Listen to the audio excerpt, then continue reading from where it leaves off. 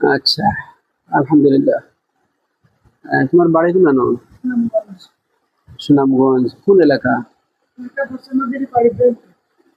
ইব্রাহিমপুর। সুনামগঞ্জ বলতে আপনার দিরের সাইডে, দক্ষিণ সাইডে?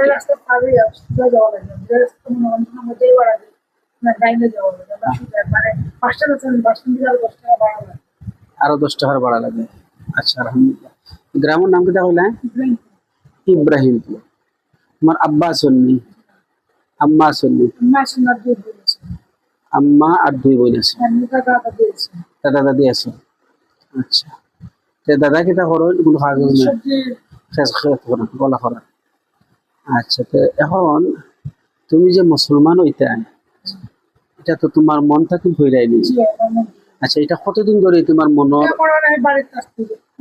আমার চলাফেরা মনে শুরু থেকে বড় হয়েছে মনে হয় আপনারা ধর্মের সাথে। আচ্ছা আচ্ছা। এখন আমার 4 থেকে 5 জন আমার হিন্দু বন্ধু বান্ধব। আর সব মনে হয় ঈদ হয়, যেমন সবাই মনে করেন একসাথে। আপনার মনে হয় কোনো বিয়ে হয়েছে, গেছি, ঈদ হয়েছে, কাপড় চোপড় কিনছি, ঘুরাইছে, আমার ঘরের মানুষ কিচ্ছু বলছে না। বাট আমি যেটা করছি মনে হয় তারা কিচ্ছু বলছে না, যে ট্রেনে যেতে কি পাল্লা যেতে ট্রেনে এটা করতে, এটা আমার প্রবলেম। আচ্ছা, এখন আচ্ছা আমি একটা জিজ্ঞাসা করি, মানে ইসলাম ধর্মের কোন একটা জিনিস, মানে এই জিনিসে তোমার ইসলাম ধর্ম গ্রহণ করার লাগে আকর্ষণ করছে? কোন একটা জিনিস? নিশ্চয়ই তো একটা জিনিস আছে যে ওই জিনিসটা আমার কাছে খুব ভালো লাগে। মনে করেন যে মনে হয় সবাই মনে করেন যে নামাজে যায়, নামাজে যায়। সবাই নামাজে যায়, তো যখন মনে করেন নামাজে যায় সবাই আমার তারা মসজিদের বাইরে দাঁড় করে যায়, তারা মসজিদ থেকে তারপরে মনে করেন আমার জিলাপি টিলাপি এখানে উঠলাম, তারা আমার অনেক মেয়ে সবার রাতে দিন মনে অন্য মাস সাগর খাই দিবি মসজিদে বইসি টইসি, সবাই নামাজে যায়, বইয়া থাকে, তারা নামাজ থেকে পারবে, তারপরে তারা ঘুরতে যায়। আচ্ছা, আলহামদুলিল্লাহ। তাহলে তোমার এলাকাত মানে কোনো মুসলমানে বা কোনো পাওয়ারফুল কোনো কেউ তোমার মুসলমান হইবা লাগে কোনো পেশা? না, এখানে কেউ আমার জোর জবরদস্তি করে না। আচ্ছা, আলহামদুলিল্লাহ, নিজের ইচ্ছা মতো। আচ্ছা, আমারে তুমি দেখছো নি কোনোদিন? কোনোদিন দেখছো না? মহল্লা সাহেব দেখছো নি? এটা করে এটা করে দাও, আমরা মসজিদের মধ্যে আমরা কেউ তো দেখছো না। আচ্ছা, আলহামদুলিল্লাহ। এখন তুমি নিজের ইচ্ছায় স্বজ্ঞানে তুমি চাইরা মুসলমান হইতে, আমরা পক্ষ থেকে তোমার কোনো দুর্দর্শন নাই, তোমার দাবার। আলহামদুলিল্লাহ। আচ্ছা, ঠিক আছে, তাইলে তুমি মুসলমান হয়েছে এখন ইচ্ছা করছো, তাইলে আমরা তারে মুসলমান করতে পারি ইনশাল্লাহ। ঠিক আছে নি?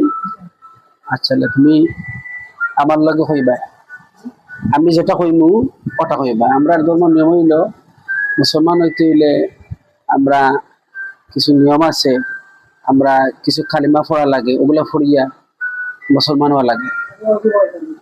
না, ওযু লাগতে না, ওযু পরে বাদে গোসল করবো, গোসল করিয়া ওদের নামাজ।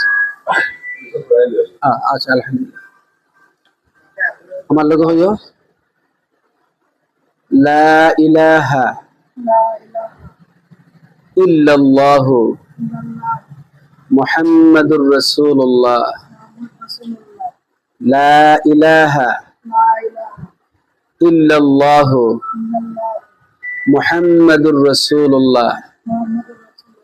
আল্লাহ ছাড়া কোনো ইলাহ নাই, কোনো মাবুদ নাই। মুহাম্মদ সাল্লাল্লাহু আলাইহি ওয়াসাল্লাম, মুহাম্মদ সাল্লাল্লাহু আলাইহি ওয়াসাল্লাম আল্লাহর রাসূল। মুহাম্মদ সাল্লাল্লাহু আলাইহি ওয়াসাল্লাম আল্লাহর রাসূল, আল্লাহর প্রেরিত রাসূল। আশহাদু আল্লা ইলাহা, আশহাদু আল্লা ইলাহা ইল্লাল্লাহু ওয়াহদাহু ওয়াহদাহু লা শারীকা লাহু ওয়া আশহাদু আন্না ওয়া আশহাদু আন্না মুহাম্মাদান আবদুহু ওয়া রাসূলুহু। আমি সাক্ষ্য দিচ্ছি যে আল্লাহ ছাড়া কোনো ইলাহ নাই, তিনি এক। তিনি এক, তিনি এক, তিনি এক, তার কোনো শরিক নাই। তার কোনো শরীক নাই। আমি আমি আরো সাক্ষ্য দিচ্ছি আরো সাক্ষ্য দিচ্ছি মুহাম্মদ মুহাম্মদ সাল্লাল্লাহু আলাইহি ওয়াসাল্লাম সাল্লাল্লাহু সাল্লাল্লাহু আলাইহি আলাইহি ওয়াসাল্লাম ওয়াসাল্লাম তার তার বান্দা বান্দা ও রাসূল। ও রাসূল। আলহামদুলিল্লাহ। এখন মৌলানা সাহেব, আপনার এখন তুমি উঠো, তুমি মুসলমান হয়েছে, আমরা মুসলমান ভাই। আমরা বুকুর লোকে বুক মিলে আলহামদুলিল্লাহ। মৌলানা সাহেব একটাই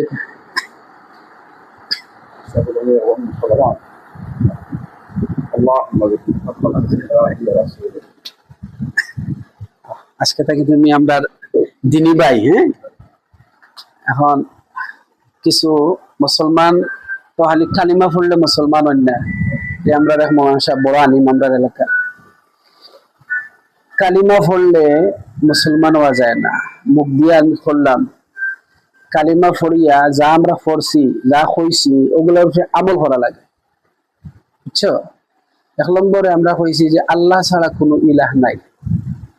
ওখানের মাঝে হইছে যে আল্লাহ ছাড়া কোনো ইলাহ নাই, আল্লাহ ছাড়া কোনো মানুষের আর আমরা কোনো সেজদা দিতে পারতাম না, বুঝছো নি? গাছ পূজা, কোনো পাথর পূজা ইত্যাদি দিয়ে আছেন, আমরা কিছু এগুলো আমরা কিছু করতে পারতাম না। একমাত্র আমরা নামাজের মাধ্যমে আমরা পশ্চিম দিক হইয়া আমরা সেজদা আল্লাহরে দিই। তাছাড়া এই কপাল আর কোনো কিছুতে লাগবে না, বুঝছো নি? এটা লাগাই দাও, আচ্ছা লাগাই দাও, বুঝছো নি?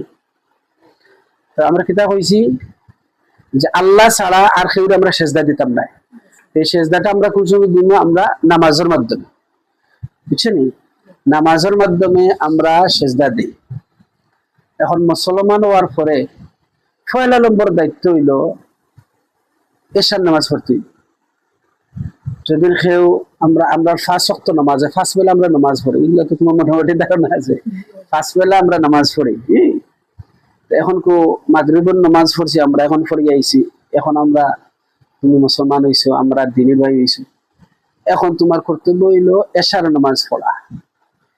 5 ওয়াক্ত নামাজ, ফজর, জোহর, আসর, মাগরিব, এশা, 1 ওয়াক্ত নামাজ তুমি ছাড়তে নাই। প্রতি শুক্রবারে জুমার দিন রাখে, শুক্রবার আছে না, এই শুক্রবারে আমরা জুমার নামাজ পড়ি, জুমার নামাজ পড়তে হইব। ওটা হইলো 1ম নম্বর তোমার দায়িত্ব। মুসলমান হয়ে গেছো, কোনোদিন নামাজ ছাড়তে না, এটা হইলো 1 নম্বর দায়িত্ব। 2 নম্বর দায়িত্ব হইলো আমরা একটা কিতাব আছে, হিন্দু ধর্মের যেভাবে কিতাব আছে না, বিভিন্ন বেদ পুরাণতা আছে না, আমরা মুসলমান হলোর আমরা ধর্মগ্রন্থ আল্লাহর পক্ষ থেকে যে কিতাব আইছে, যে কিতাবের মাধ্যমে আমরা জীবনকে পরিচালনা করি, আমরা সংসার চালাই, ব্যবসা করি, বাণিজ্য করি, দেশ চালাই, সমাজ চালাই, মানে যত কিছু আমরা করি, আমরা জীবনে যত কিছু সবগুলা ও কিতাবের মধ্যে আছে, ও কোরআনের মাঝে। এই কোরআনের প্রতি ঈমান আনতে হইব যে এটা আল্লাহর পক্ষ থেকে নিয়েছে।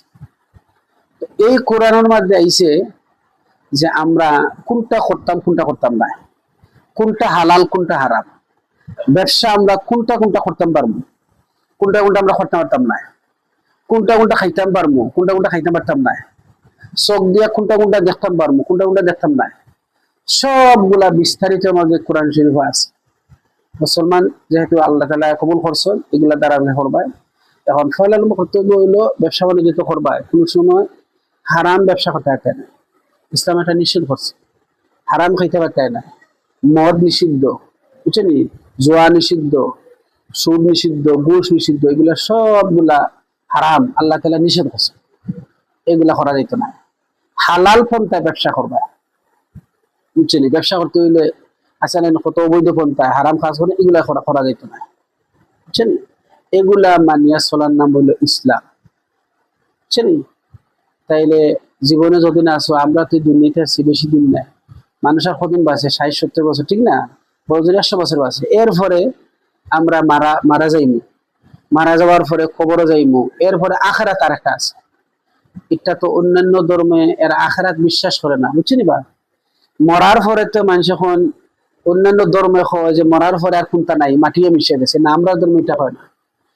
আমরা ধর্মে হয় মারা যাওয়ার পরে কয়বরও গিয়া হিসাব নিকাশ দেওয়া লাগবে, আল্লাহর দরবারও যাইতে হইবে, বুঝছো নি? মারা যাওয়ার পরে সেখানে গিয়া এই জীবনে আমরা খিতা করছি এটা সবগুলা হিসাব দিতে হইবে। এইগুলা মানিয়া তুমি চলতে হইবে, বুঝছো নি? আচ্ছা, আস্তে আস্তে তুমি নামাজ শিখতে হইলে তুমি স্থানীয় এখন আপাতত এফিডেভিট করাইবার আগ পর্যন্ত তুমি আপাতত ইলে থাকবা, তখন আস্তে আস্তে তুমি নামাজ শিকার চিন্তা করবা।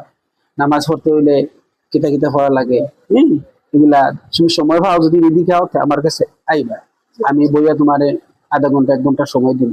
কমপক্ষে নামাজ পড়তে হইলে কিছু সূরা দোয়া টোয়া আছে, ওগুলা এগুলো মুখস্থ করা লাগে, এগুলা তুমি আস্তে আস্তে আস্তে মুখস্থ হবা। আপাতত এগুলা যেহেতু তোমার মুখস্থ নাই, আপাতত তুমি শরীক হইবা আর এগুলো পড়ার চেষ্টা করবা, ঠিক আছে নি? আর কিছু করার আছে তোমার? জামাতে শরীক হইবা। হ্যাঁ,